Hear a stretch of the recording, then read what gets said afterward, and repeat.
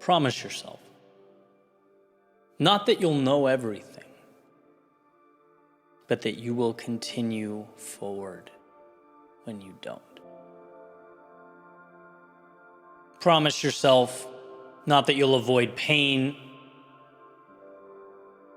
but that you'll find meaning in pain as it arises. That you'll use it to shape your destiny like fire forging metal. Promise yourself not that you'll remain undefeated, but that you will transform amidst defeat like a phoenix rising from the ashes. We're often inclined to look around and see the current state as a reflection of our abilities and our potential. But right now is merely a culmination of decisions made up to this point. Just because the map you've been following has led you to a dead end, doesn't mean the world consists only of dead ends. Separate yourself from the walls around you. Separate the map you've been following from the world's landscape in totality. Let's look at not what has occurred, but what's possible. Let's understand that we all face dead ends. We all find ourselves amidst disappointing outcomes, times we've fallen short. This is not a you thing. This is a human thing. This is a life thing. And so here's the question. Are you going to look around and say, this failure is me? This is who I am? Or are you going to understand that life is ups and downs? And the ones who win, who truly live, don't define themselves by their difficult times. No, they depersonalize and leverage that adversity. Those who make it out do so because they saw themselves not synonymous with the valley of despair as they trudged through. They saw themselves as passers-by, strong enough to climb out, destined for higher peaks. That past, it is not you. Remind yourself of that. Say it out loud if you have to. You are your very next step. You're the road untraveled. You're the summits to be reached and the stories to be told. And yeah, you won't have all the answers, but they're not required to press on. You won't always be pain-free, but it's from that pain you'll find your wisdom and your strength. And of course, you won't always win, but every defeat brings you a little closer to what matters. Just as that phoenix rises from the ashes, you too will transcend that which has fallen around you. You too will rise above what is in pursuit of what will be. Just promise yourself, not that you'll be perfect, not that you'll always be right, but that you'll have the courage to evolve even when you're not.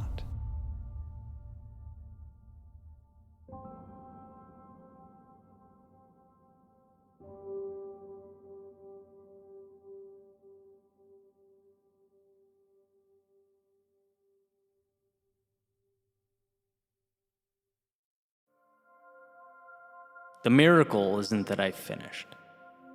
The miracle is that I had the courage to start. John Bingham. We all share a commonality. The runner on the starting blocks, the one at work, the one studying, the one trying to create the best life possible for their family. See, we are all at a beginning, looking up at an idea. Nothing given, nothing to adjust or react to, no, just an idea. And ideas, when we are at the bottom looking up, they're deceptive in nature. Their size, their weight, their breadth. They like to present themselves as much more than they actually are. And so, to turn ideas into things one needs see themselves. not as some descendant of Mount Olympus tasked with lifting that 2,000-ton boulder before them, but as one armed with an understanding, the awareness that the 2,000-ton boulder before them can be broken down piece by piece, that it is nothing more than a facade, and while it may stop most in their tracks, you are simply not most. Not because the world treats you differently, but because you see the world differently. By knowing you are bigger than the sum of its parts, you have defanged this wolf. You have put yourself in position to do that which makes the world tremble, that which causes even the most confident to doubt. You have put yourself in position to begin. See, there is a time to look at the top of the mountain, breaking through the clouds, powerful and majestic. And then there is a time to look at your feet. And right now is the latter. You're not concerned with the big things. No, not right now. Your job is to move forward into this haze, to not see but adapt, to not know but trust. Things will materialize, and you know that. But at the same time, you can't control the future. Your battle is right now, and it's with the space immediately in front of you. It's with the thoughts attempting to deceive you. It's with the things the outside world will tell you, but forward motion is the antidote to all of that. And so forward you must go. The beginning is always the hardest because our thoughts are a mightier foe than life's obstacles. Thoughts take on lives of their own. They become monsters, demons, dead ends. Obstacles, on the other hand, just ask that we adjust. There is no obstacle that can't be addressed by stepping into it. And so while the temptation is to sit, thinking, speculating about how challenging the road ahead, this is where you think less and move more. Harness the world as it comes, because the truth is nothing is as big as it appears to be. Life is incredibly solvable. Every problem has a solution. Every bad chapter ends. Every setback is a chance to be more than you've ever been. But how would you know that? If you bowed down to the mountains in your head, how would you know that if you never began? So let today be the dotted line you sign with your future self. A promise to be aware that the mountaintop peers over you, but to not be distracted by its shadow. To take the climb one rock, one step, 1 second at a time. Let it be an acknowledgement that nothing life throws at you can't be broken down and conquered so long as you don't get in your own way. Gone are the days of being held captive behind steel bars of self-doubt and fear. That road ahead is not the problem. It never was. Refusing to give yourself permission to travel down it was the problem. So without constraints, meet life head on.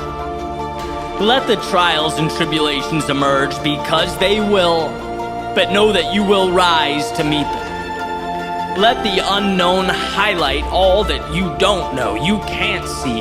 Fine. The one thing you are sure of is that you will, one by one, transform the unseen into strength.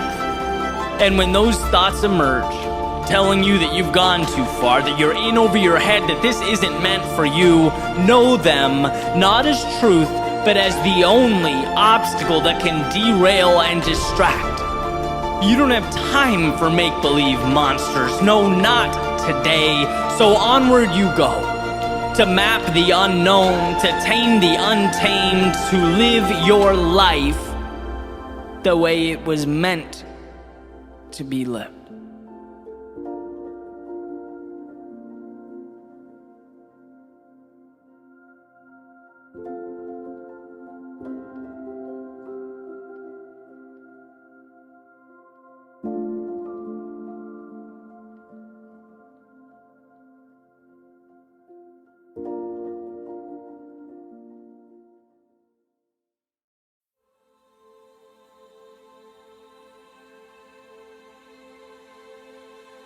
What if I told you that you already know what must be done?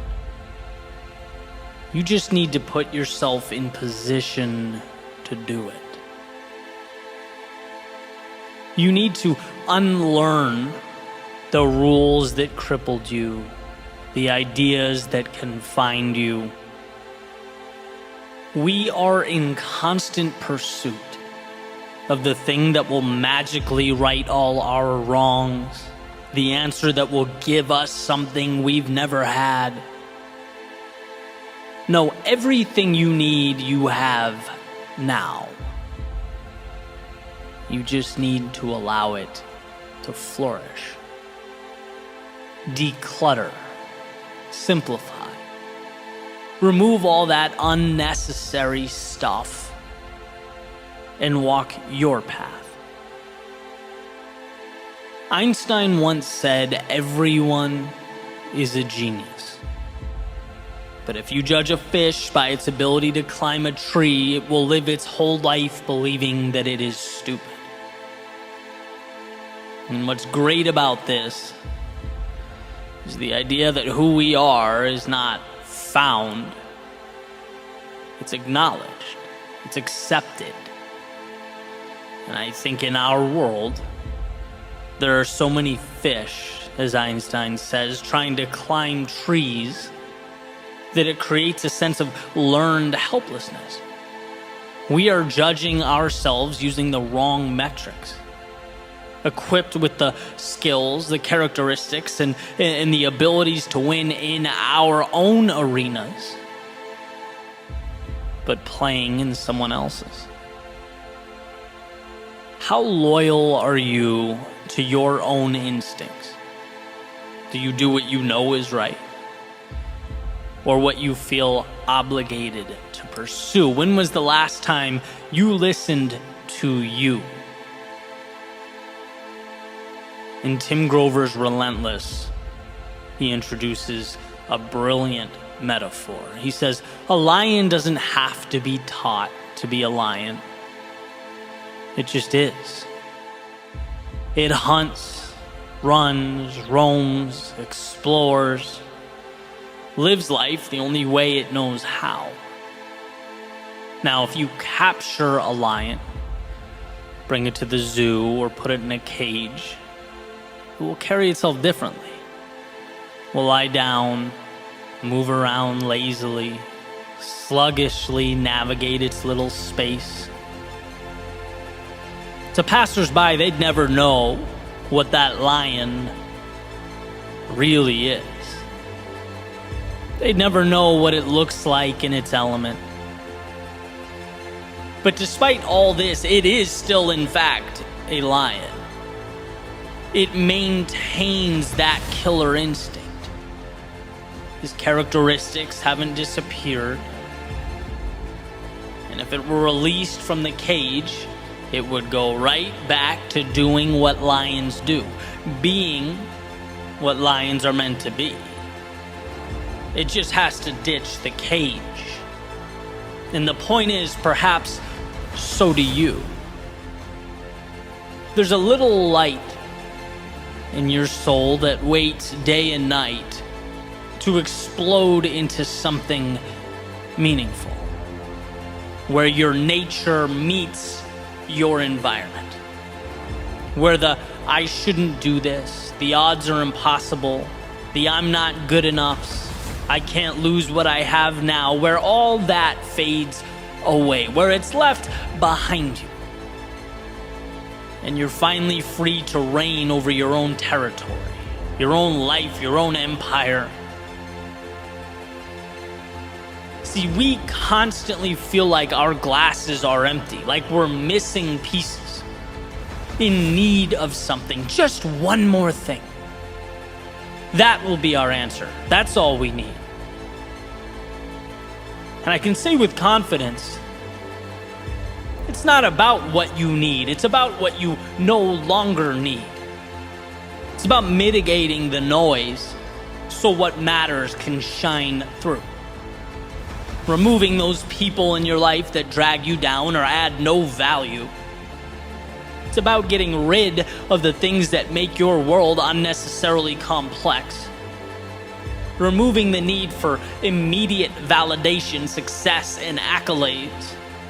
And instead embracing the little hinges in your life that, as W. Clement Stone said, will ultimately swing the biggest doors.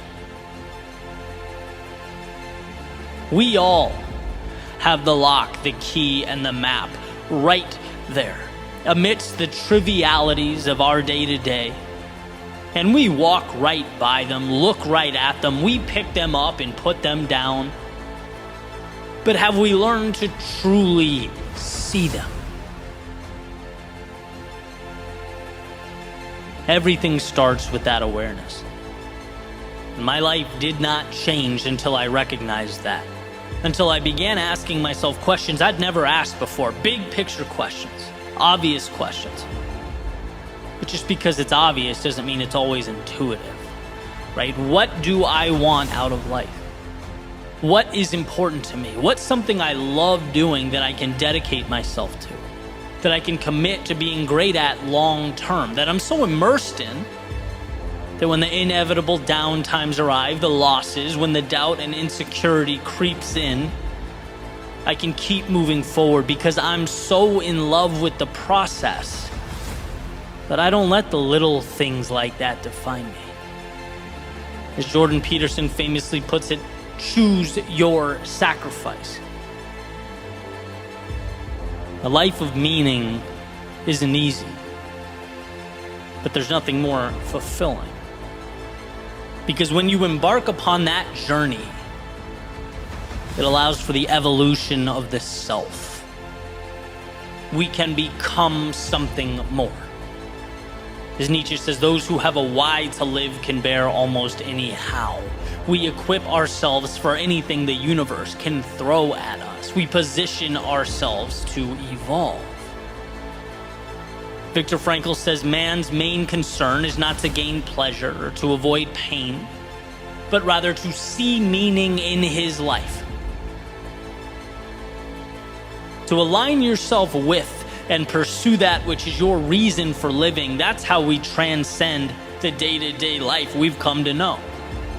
When we breathe in possibility, dance with the infinite, and of course, something of this magnitude.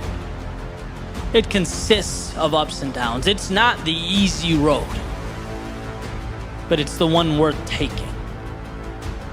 Our metaphorical lion doesn't succeed every time he's prowling for food, but he doesn't roll over and die. He doesn't recede or quit being a lion. He gets up tomorrow and does it again, because it's who the lion is. And while life doesn't unfold until you find that same thing for yourself. And people say, well, I don't know. That's the problem. I have no idea. That's not the problem. That's the essence of life. That's the beauty. You're here to explore and find that for yourself. But the power is knowing you're not looking for something or someone to save you. You're looking for an environment in which you can best be you. You're looking for the right terrain to share your gift with the world.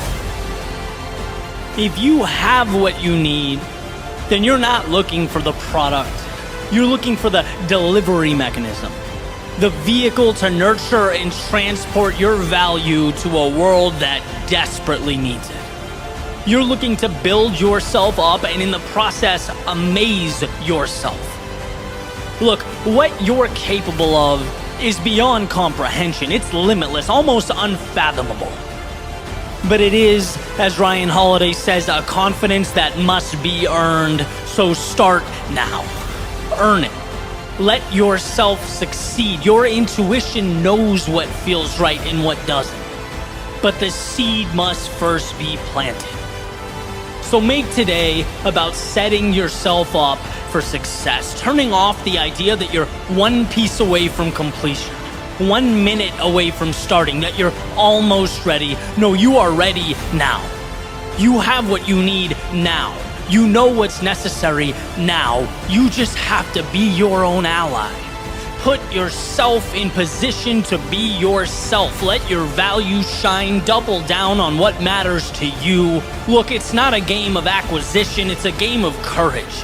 Do you have the courage to be who you are? To follow that potential, that possibility into the great unknown?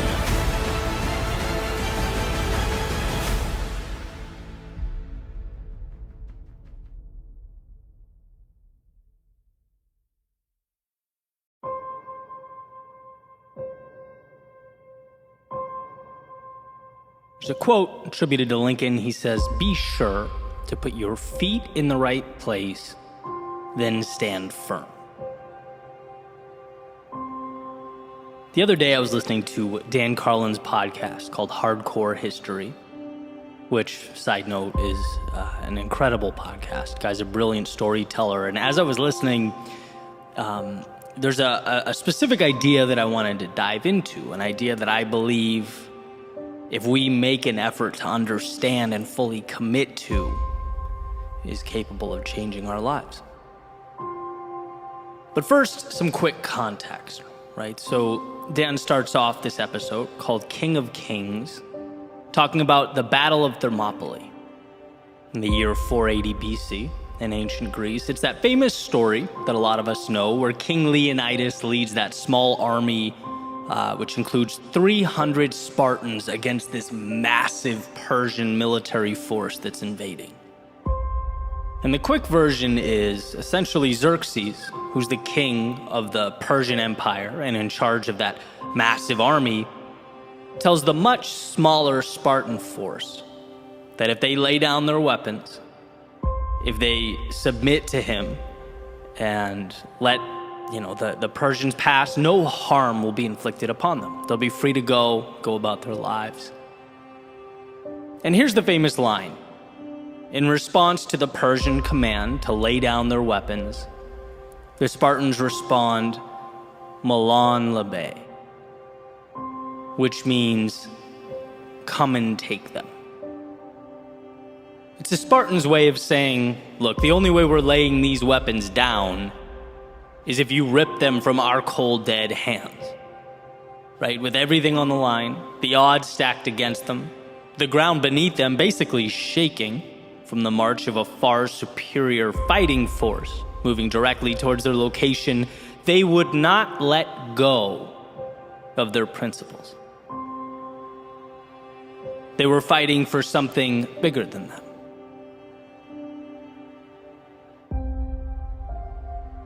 And I couldn't stop thinking about this idea long after I hit pause on the episode. I guess I was awestruck by the power of living life with that type of conviction. Because I know in my soul that's the North Star I should be gravitating towards. We all should. The strength to be unrelenting with regard to that which we care about. The aforementioned quote from Lincoln about finding the right place for our feet and then holding steady. With everything you have, all that you are, holding firm. I just couldn't get that out of my head. And then it came to me that invading force represents so much in our personal lives. So many things. One example being the difficult or adverse circumstances, our trying times. When you're most likely to concede that perhaps you're no bigger than that world around you. Maybe life is a movie and I'm merely the audience. My job is to clap, laugh, gasp, or cry. I'm a cog in a wheel, a line in a script, powerless. In which case, you should be reminded of Viktor Frankl's famous observation that everything can be taken from a man but one thing, the last of the human freedoms, to choose one's attitude in any given set of circumstances, to choose one's own way. In other words, the outside world may change. It may evolve, but it will never have power over how you choose to internalize and view what's happening. That's innately yours. So when the circumstances feel like they demand more than you can give, when they suggest you leave your interpretation of life behind, the correct response is, as the Spartans defiantly said, come and take it. That army could represent a pushback against your values, the pillars of your individual foundation that you feel, amidst all the pressure, tempted to let go of. After all, it's easier to retreat than stand toe-to-toe with others.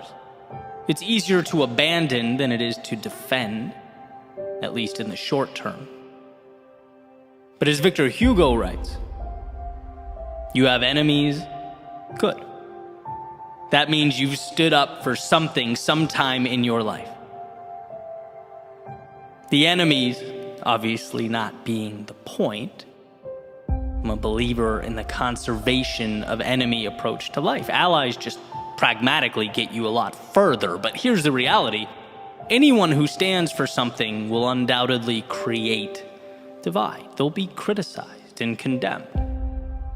And when one feels the pressure of that criticism, they must understand that it does not invalidate who they are or their worldview. That is yours. You are the only one who can give up or relinquish that control. So as the Spartans said, come and take it. And then lastly, my thoughts went to the little things that make us who we are. Those tiny pieces of ourselves that we, little by little, one by one, over time give away. The concessions that fade into the background as we evolve to fit in so that we don't stand out. As Emerson beautifully put it, to be yourself in a world that is constantly trying to make you something else is the greatest accomplishment. And so that attacking army just might be the universe attempting to mold you to it. Perhaps not all at once, but more like that frog placed in water and put on the stove, with the heat increasing so slowly over time that he doesn't realize the heat will soon overtake him. Externalities do not dictate. They are objects in need of meaning, and you are the architect here. If it means something to you, it's worth holding on to during the difficult times and the easy times. When it's popular and when it's not, there is value within you specific to you, a value that must be nurtured in order to expand. Others can't and won't see that. The world around you may, even with all its complexities, seek to suppress it. But that flame is there. It's there and it's yours. And to anyone or anything looking to extinguish its light, come and take it. After all, what is a life if not one lived on your own terms? The goal is not to simply exist, but to define the plane on which you'll evolve, to devise your own parameters. Be yourself as that world looks to make you something else. So here's to digging deep, to finding within yourself the courage to stand up to the great armies of chaos, conflict, adversity, and their perpetual conquest. To remember how strong you are, how much control you have as you navigate the unknowns and redefine the right nows. Don't let your strength be the thing you give away. Don't let your heart be what gets left behind. Don't let your thoughts become illusions of what could have been if only you'd held on. And look, I'm not saying it's easy. In fact, I know that the meaningful road will necessarily be the one that requires the most of us, that makes us question who we are and where we're going. It will ask that when our minds race with doubt and our knees shake with fear, we find a way to stand regardless. to walk to our demons, look them square in the eye, and proclaim that whatever it takes, we are willing to give. That we will fight until there's nothing left, go until we can go no further, and hold with conviction all that matters most. So the next time life demands that you fall back or bow down, the next time chaos emerges in the distance and asks only that you lay down your arms, here's to being strong enough, certain enough, courageous enough to say one thing and one thing only: come and take them.